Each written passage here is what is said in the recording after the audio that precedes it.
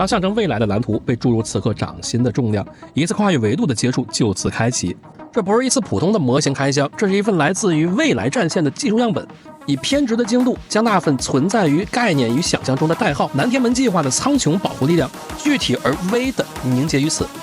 大家好，我是分享模型玩具的王教授。这次带来的是航空文创以及中航环球文创联名授权，护花模型出品的南天门计划 IP 衍生新品寒光蚁形垂直起降式武装通用平台。那外包装呢是一个翻页结构，主页背后呢是我们的武器简介。那么现在呢，让我们打开包装，取出里面是有一个塑封的保护盒啊，非常结实啊，里面有固定的铁丝。然后让我们把铁丝打开，我去，这一款寒光拿到手里边可真的是分量非常足啊。然后我们先看一下细节，我们可以看到漆面也是非常平整，而且这个迷彩呢也是棱角分明。模型中还附赠了一套产品卡。然后机头前方有很清晰的救援抛盖的这些标识，包括垂直发动机的这个尾喷口危险的这些标识都已经非常清晰的用了移印技术进行了刻画，并且呢尾喷口的隔热板本色分得非常干净。机左侧呢有南天门计划的这个图标，右侧是汉语拼音字母的缩写以及编号。最感人的是这个 No Step， 也就是不准踩踏的这个标语啊，可以说让这架模型一下就活了起来。我们如果说懂军事的一些小伙伴们，平时肯定会非常注意到一些飞机的一些区域，它都会有这些 No Step 这些标识的。喷口的另一面同样做了分色，而且整个的刻线来讲呢，可以说是恰到好处啊，不粗也不细。首先要说起落架是可以做成停放状态，我们拿产品中附带的辅助工具就可以将起落架收纳状态变成放开状态。哇，这个期间还是蛮好玩的。那起落架放下就是这个状态了。其中呢，挂载挂弹也是给了包括进气口这些特殊的标识，而且挂弹上也用移印技术处理了一些标语啊，我觉得真的做的太细了。挂弹在安装的时候一定要注意有一点点弧度。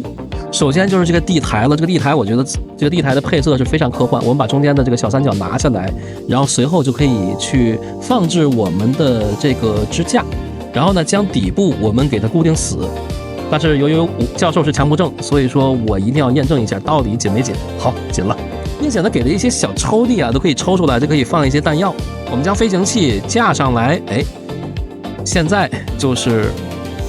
一个展示状态了。最后要把玩的是我们的舱盖啊，是可以打开的，并且里面安全带的细节也是做了涂装分色的啊，非常的细致。从这个角度可以看到前面的仪表盘啊，也是有这个屏幕里面也是有内容的